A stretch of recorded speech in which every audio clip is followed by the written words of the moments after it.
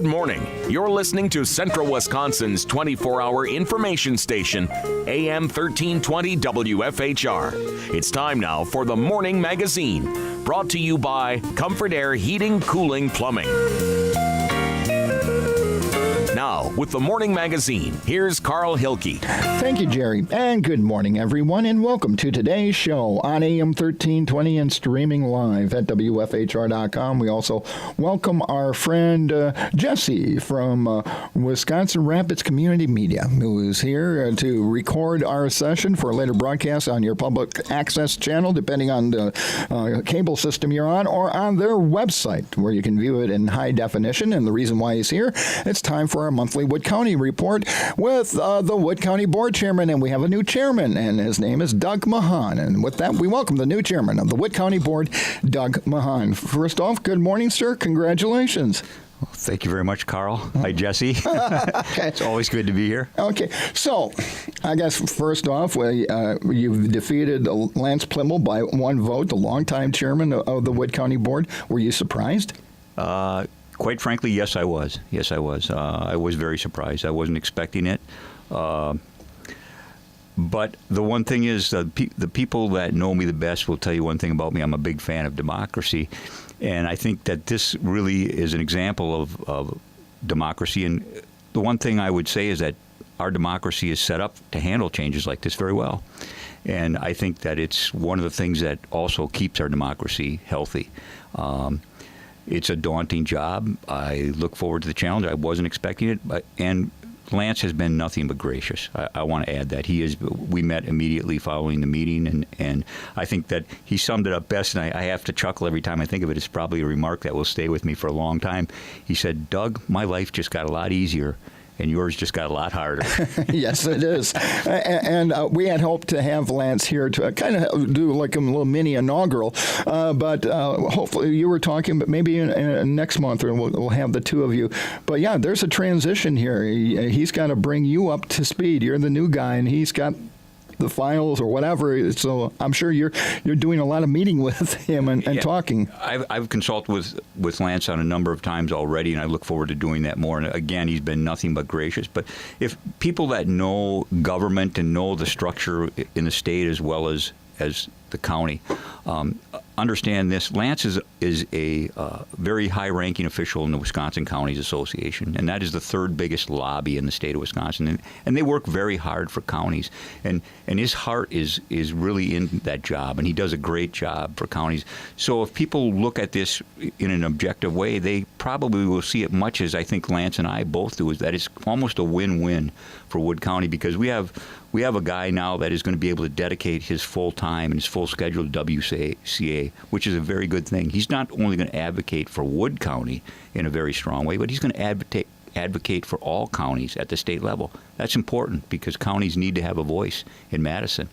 That's how we lobby for the things that we need. And it frees me up to stay back and basically administer or do the administrative work at the county, which I think is a good thing. I think we get a double-edged sword in a good way, and it's, I believe, a win-win for the county. Yeah, good point. Now, some of your goals. You're the new chairman, and everybody has goals. Have you identified some goals for your time as Wood County Board Chairman? Yeah. Initially, I think that what I have to do in a leadership role is, first of all, I have to have everybody understand that it's okay. Relax. This is not that big of a deal. No one needs to be frightened. No one needs to be scared. I'm the county board chair by title. That in itself is, and Lance will probably tell you, it's minimal in a way. The people that run the county are not. The county board chair doesn't run the county. We have a fantastic staff that does the day-to-day work in our county, and I trust those people. And I think we have an effective county board of supervisors. Those are the people that run the county. It's not about the county board chair. And I think that what I want to do is I want to instill the idea that I trust those people and that we're going to let them do their jobs. I'm not a micromanager. I'm not going to tell people that are professionals in their fields that are making good salaries how to do their jobs. That would be inappropriate.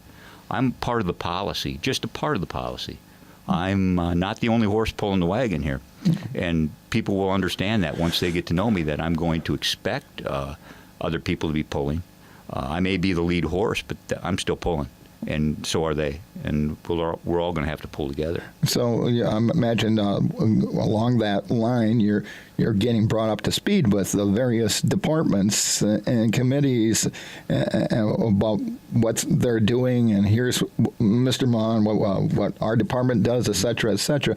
You're learning some stuff that you didn't realize as just a county board supervisor, as he chuckles, because it's probably like a million things. I thought I knew a great deal about the county, but as I attended one of the first highway and infrastructure meetings for their election of their chair, following that meeting, I had our outgoing highway commissioner, Doug Pasnaw, give me a tour of the facilities at the highway department. I was amazed at the size of it. I had no idea how big of a footprint that had in the city and what was involved there. So that was kind of an eye-opener for me. And I'm sure I'm going to get many more similar eye-openers as I go around. But I do have some background in certain areas of the county that I think lends itself well to leadership in those areas. But I have a lot to learn. Okay. You have some areas of special interest in the county. Absolutely. What would they be, sir? Well, I've always been, my heart has always been in the human services end of our county, because I think that's very important. We have some very big, of course, a lot of that is funded with tax levy and things like that. So you have to look at funding streams very strictly. I think you have to look at them objectively. Those are always an issue. I think the budget itself is a big issue with me. I want to make sure that budgetarily we're set to do the things we need to do, and then when we do the things that we need to do, we can look at things that we want to do. And I think those are two different things. And I think we can't progress into the things we want to do until we're sure that we're getting the things that we need to do paid for correctly. And so that's going to be probably my number one mission, is to make sure we're fiscally sound. Okay, so what areas would you look at as the need to do? That's a nice way of putting it. It's kind of like needs versus wants. Exactly. So what do you see as the needs of the county that you want to make sure that they're taken care of, and then what would be some of your wants? Well, I think that the needs mainly rest in the areas of human services, because those are many of those programs are statutorily required. Yeah, the state requires you to do that. The state or the feds. And so we receive partial funding on some of that. Sometimes we receive total funding on some of those programs. So that's a balance that has to be looked at. And we have very good people in that area that I have a lot of confidence in. And they've done their work in the past few years, and I think they continue to do a good job. So that's going to make it a bit easier when we have people like that in place. I think they'll make that part of the puzzle come together very clear for us. And then we can look at other things. Of course, we got to take care of our roads. That's probably a very big issue, because we've gotten into the pattern because the state has cut our county road funding so much that we've been put in a position to borrow for roads, to keep our roads in repair. And that is problematic from a budgetary standpoint for the county, because we are now having to borrow money, and well, if you borrow money, you have to pay it back. That's the sad thing about borrowing money. And usually interest is attached to it too.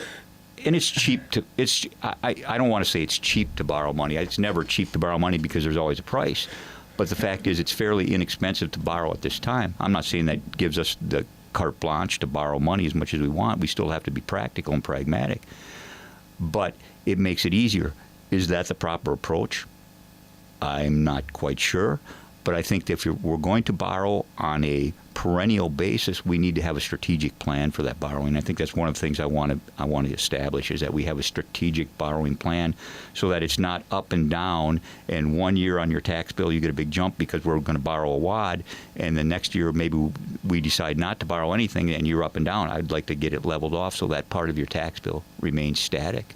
Okay. Now, one of the things Lance had talked about at the time when the board approved the borrowing for the roads, that this was less costly alternative to letting those roads continue to deteriorate. I mean, basically, in some instances, Wood County was put in, you had to have these roads fixed. You couldn't wait anymore. Yeah. And so now that it looks like we've gotten a better handle on that, I guess the next question, how do we avoid getting into that problem again? That's a very good question. That is a very good question.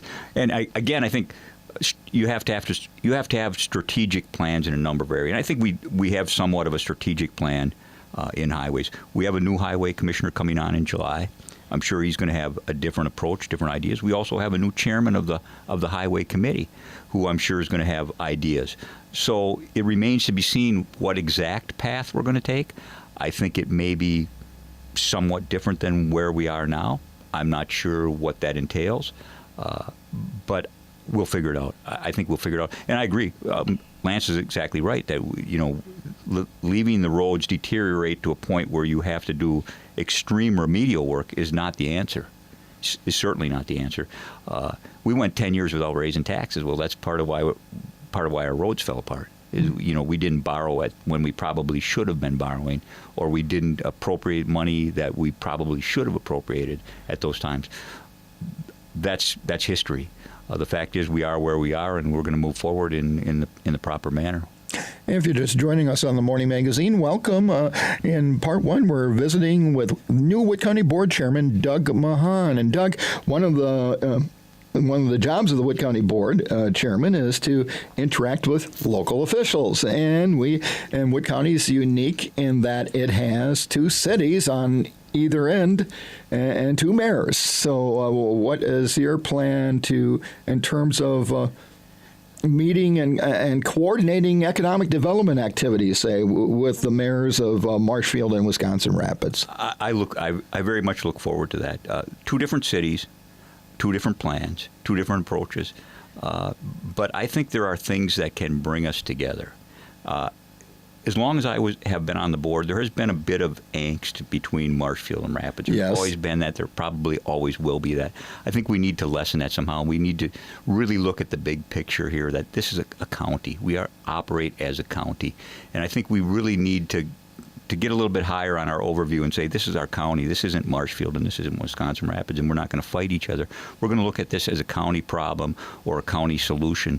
And I think there are a number of things that superficially you can do to maybe get that, for lack of a better term, good feeling. But I think to really get down to brass tacks for economic things, economic development, you really have to look at the county picture as a whole and not just Marshfield's going to do this and Rapids is going to do this. I think there has to be some type of dialogue.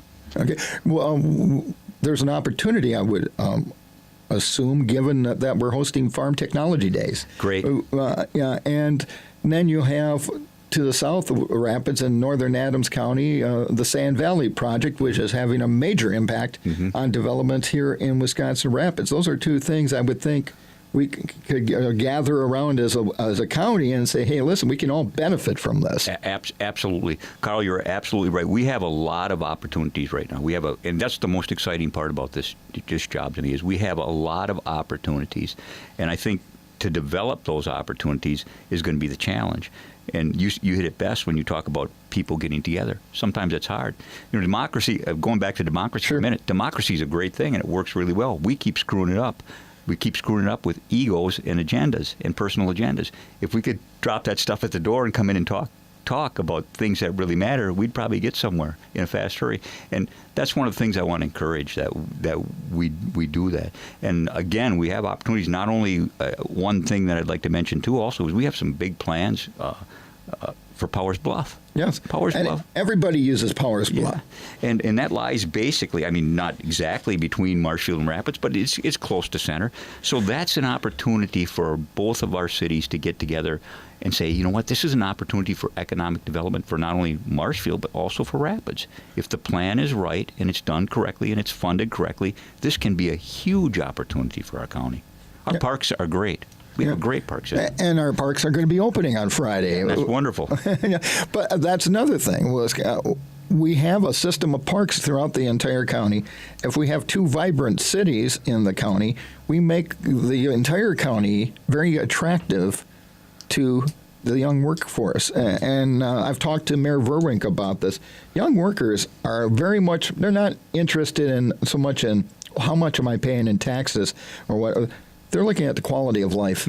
Is this a place where I can live? Can I have a decent life? Can I have a family here? And if we can have two vibrant cities and a good county infrastructure, a good quality of life overall in the county, I would think that would make Wood County a very desirable location, and then everybody wins. Absolutely. I couldn't agree more. And isn't it funny, Carl, how the thinking has changed since we were young?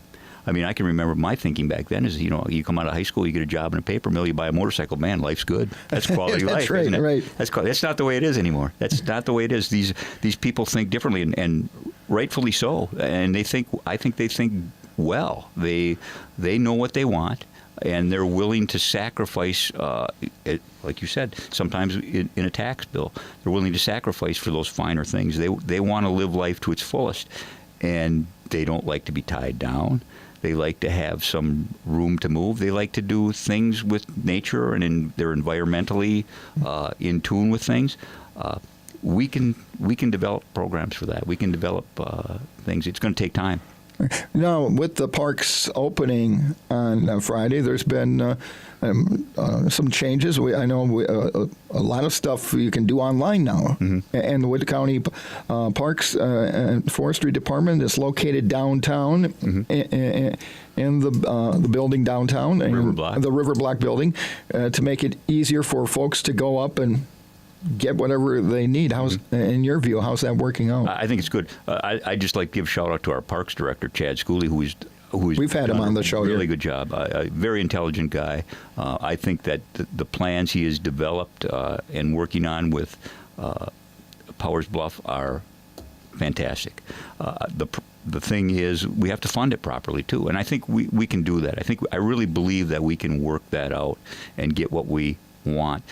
I think we want to make sure that the scope of that project ties in somehow to both Wisconsin Rapids and Marshfield. I would love to be the guy that makes that connection, that facilitates that connection, because I think it increases the value of Powers Bluff, the Powers Bluff development, and I think it can act as a catalyst for more economic development in both areas. Another one of your major assets is Lake Wazeecha, and the Red Sands Beach. The county has made some nice improvements over the years. You got a major campground there, and of course, you got the Wisconsin State Water Ski Show Tournament every year, which brings thousands of people. That has to be maintained. And one of the things I've talked to Lance about this. I'd be interested in your take. Wood County has done a marvelous job of cleaning up its side of the lake. You know, if you look on the other side of the bridge in Portage County, it's weed infested. It's horrible. You got property over there. I've never understood why Portage County hasn't seen the value of that as much as Wood County did. And wouldn't it make it so much nicer for the entire area if we could get that side cleaned up? But that's in Portage County. Yeah. Well, there again, that's. I know. I don't know how much I want to take on here politically, right? Yeah, I know. But I understand your point, and I would say this: that I'm glad we do what we do on our side of the lake. I think we've done a great job. You mentioned the water ski tournament, which the economic impact of that water ski tournament to Wood County, let alone Wisconsin Rapids, is fantastic. I don't think people would believe the numbers, and I can't quote any numbers right now, but I've heard them, and they are staggering, literally staggering. And anybody that's in Wisconsin Rapids on that weekend, good luck trying to find a motel room, number one, and probably a place to eat. There's no question the economic impact of that event. And the challenge is, I think, to do more stuff like you mentioned, Farm Tech Days. That's another one. The economic impact to our county and our municipalities through events like that is huge. I'm not saying you drive your tax base with sales tax from events, but it certainly is a part of the puzzle. Now, as you move forward and you get to know the departments and I guess it sounds to me, and when it comes to your fellow supervisors and the like, you have an open door policy. You're open to, and I would assume you're probably going to be telling that to the different departments and the department heads that you meet. Hey, if you want to talk to me, let's talk. Absolutely. I'm glad you brought that up, Carl, because I am in the process of getting an office actually right now, a temporary office in the courthouse. They're putting one together. And when that happens, I am going to announce I'll have regular hours in the courthouse. This is they're not paying me enough to make this a full-time job, but I'm going to give it its due, and I'm going to probably be there 3 days a week, mornings to start with, because I have other ancillary meetings and duties I'll have to fulfill. But I will announce those hours to people. They will know when I'm there, and absolutely, especially we can staff. put those in our community calendar. Sure. And make that part of the just like we do with lawmakers holding listening sessions. And one thing I can do fairly well is talk.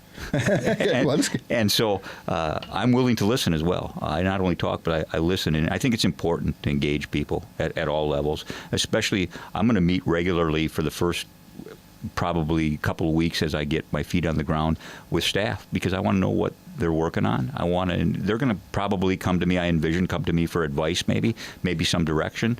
I'm not going to tell them how to run their departments. If they think that they need my advice, that's fine. They can come to me. If I think they may need a shift in direction or some guidance, I may give it.